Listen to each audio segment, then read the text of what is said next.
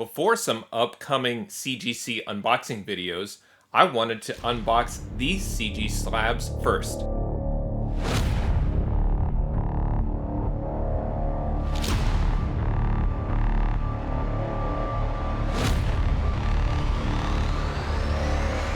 Hey there, today I have a CGC unboxing video, and in this video I'm going to unpack 4 slabs that I ordered already slabbed. These were books that I purchased off of eBay and MyComicShop, and I've got a number of books that are my personal books that I have that are in process at CGC, and have a number of CGC orders scheduled to come back to me soon that I hope to share with you in future videos, and I'm really excited. It's a kind of a roller coaster in terms of dealing with CGC, for me anyway, where I end up submitting a lot of books all at once, and then I kind of take a break because of the expense and the stress and the anxiety of worrying about what grades my books are going to get. I've also included a couple of CGC submissions using pressers that I'll be reviewing with you in the very near future. Before we get to those videos, I wanted to go through some of my unopened orders, and I did come across these 2 orders of CGC slabs that I wanted to share with you and show you what I picked up. So let's get to the unboxing.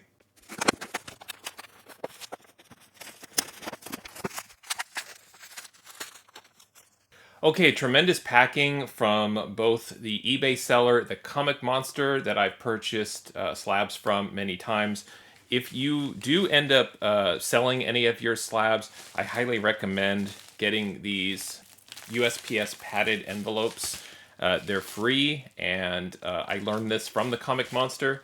These are really great for putting a CGC slab in. You get the bubble padded envelope version. They go right in, fold it over, tape it down, and it's a great way to secure your slabs. And then the Comic Monster does the box in a box, where they use the smaller priority box that just barely fits the slab, and then they put that inside the priority sized box, it's just a perfect way to send slabs. And they were able to send 3 slabs in that one priority mail medium sized box, all bubble wrapped, and looks to me like the slabs are in great shape. Again, great packing from MyComicShop as always. They love to use these little foam bumpers that I keep. Really great to just add additional secure spacing inside the box so that the contents aren't shifting around very much. But these are really great, like if you, instead of adding a bunch of trash or garbage just to kind of use as filler, which I know a lot of you commented when I was saying, why are my CGC slabs filled with trash? Yes, everybody uses filler from time to time, but this is a really clever and professional way to add some filler that you're able to angle and keep the contents from shifting around in shipment. All right, let's get to the slabs here. So I'll go through the 3 slabs that I won at auction from the Comic Monster. This is a seller that will run CGC slab auctions maybe once or twice a month. And what I like about this seller is the professionalism and the timing with which they ship out books. They're great with communication. And then as a buyer, what I like is that they end their auctions at odd times. So it's not always like Friday night at 10 p.m. Sometimes it'll be middle of the week. Sometimes it'll be Sunday morning. Sometimes it'll be really early on the West Coast. And this was one of those times where I was able to win 3 slabs, I thought, for a very, very affordable price. So let's get to the first one. And the first one is Star Wars Revelations #1 in a CGC 9.8 white pages. With most Star Wars books, there's going to be some sort of first appearance or speculation on an appearance. What I loved is just the attractiveness of this cover art by Phil Noto. And anytime you get a book that has this black border, which has this space theme border around all of the main characters here, it's going to potentially have problems over time. I mean, a dark cover is just notorious for picking up imperfections. The back cover too. Look at this all dark Darth Vader cover on the back. So you're just asking for trouble. So the fact that I saw this, it was at a 9.8, I had to go ahead and pick it up. And it's got all of the classic Star Wars characters on the cover here. Luke and Leia front and center, Darth Vader. You even have some of the modern characters, the bounty hunters, Dr. Aphra.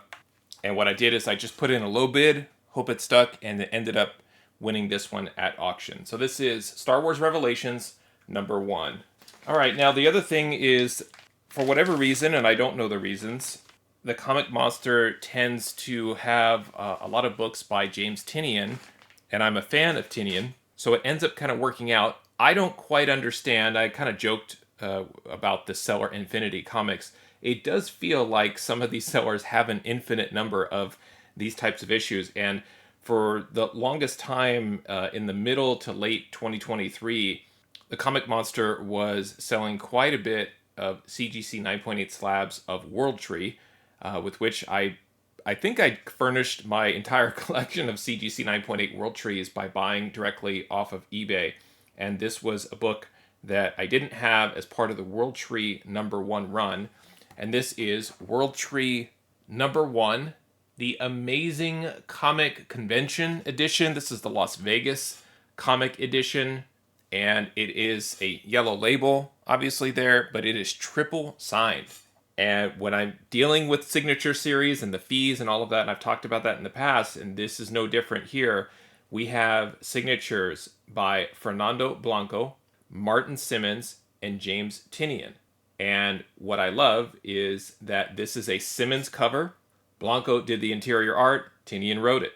And it lines up perfectly in terms of getting the 3 signatures of the main creators right here. Very interesting cover. Needs to be looked at and observed up close to really see the detail of the art and the figure work.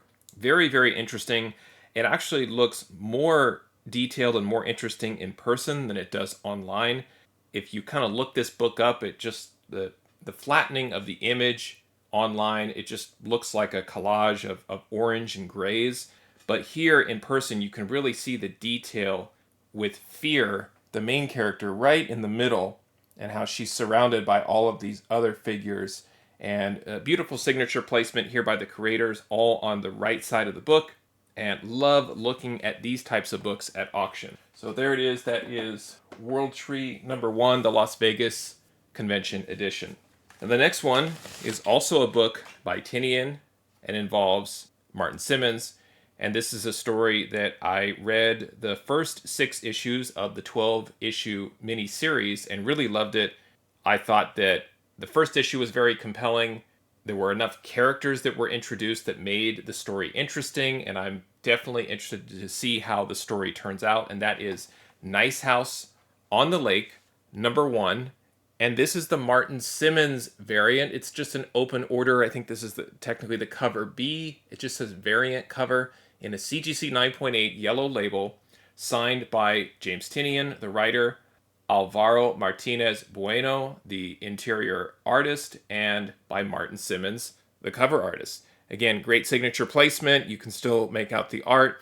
This was just not one of the more popular covers, that there are variant covers that was ordered when Nice House on the Lake #1 came out. I do remember being able to find this everywhere, whereas I think people were picking up cover A and passing on cover B. I'm a big Simmons fan, love his work on Department of Truth, and if you've read the story, then this cover is interesting to you. It really kind of aligns with this particular character and how he appears in the story, and so I really have grown to appreciate it over time. And again, an opportunity to get 3 creator signatures. I think Tynion shows up at CGC from time to time and brings some of his creators that he works with for signature events. You start adding up all of the fees, and sometimes it's better just to get a book like this already signed and slabbed.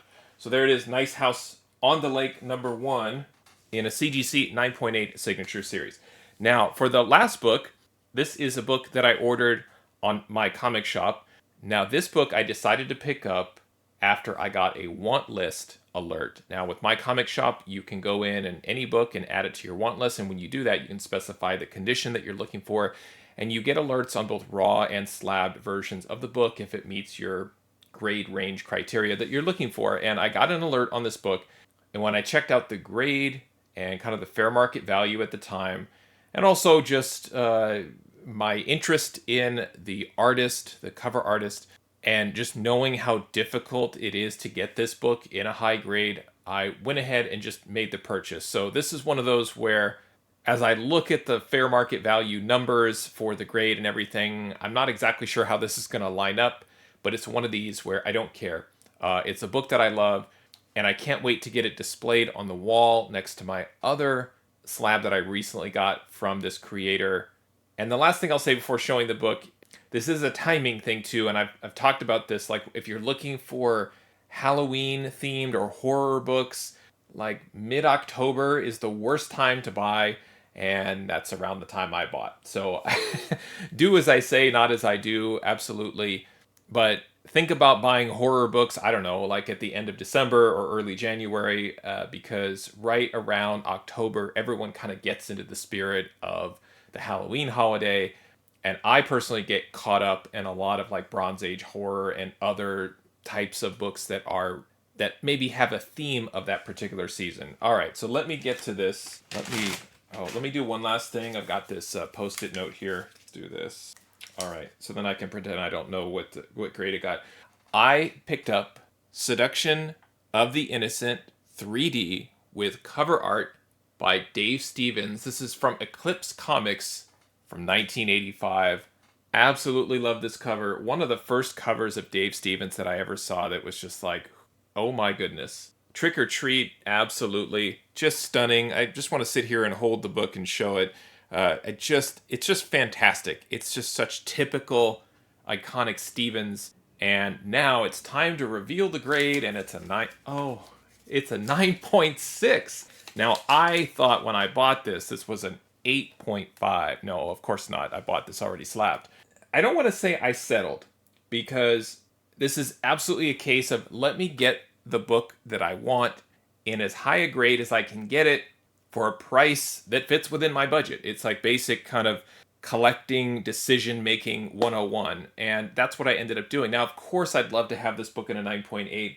I have a couple of other raw copies that I'm working on that my fingers are crossed could hopefully get the 9.8, but I don't mind getting the 9.6 on this one at all. And just kind of looking at it, there's a little bit of color rubbing on the back and just some very, very minor spine ticks on the back cover. The front cover is super clean otherwise. A little bit of a rounding corner up here, but I think the last thing I'm supposed to say, it presents well. I think that's the obligatory. The book presents better than a 9.6, if you're trying to make it sound great. But again, thinking back to my comments on the Star Wars Revelations #1, just think about, look at this cover and the Starry Night sort of background. Really, really tough. These Eclipse comics are really tough to get in a 9.8. And like I said, it's not necessarily settling. I'm still on the hunt for a 9.8, but really happy to have this in my collection. The Dave Stevens Seduction of the Innocent 3-dimensional from 1985. Gorgeous. Love it, love it. So there you go. A little bit of a balance here. We've got some books that I feel like I got for well under fair market value, or at least roughly, I think, a reasonable fair market value price. And also, fair market value for some of these Signature Series books is interesting, because if you add up the cost involved, the purchase price that I made for those two graded books that had the 3 signatures each, it was well below the cost, but then the fair market value comes in somewhere kind of between the cost and what I paid. The Seduction of the Innocent is what it is. Frankly, I don't really care. I'm just happy to own it. And the Star Wars one, just as a Star Wars fan, really, really great Phil Noto art. I'd love to just display that. Who really cares what it's worth? It's just a great kind of collage and collection of the great Star Wars characters that I know and love. Let me know what you think about these unboxings. What do you think about my purchase price or my final bid price on these? Feel free to leave a comment on this video. Thanks for watching. Happy collecting, and see you next time.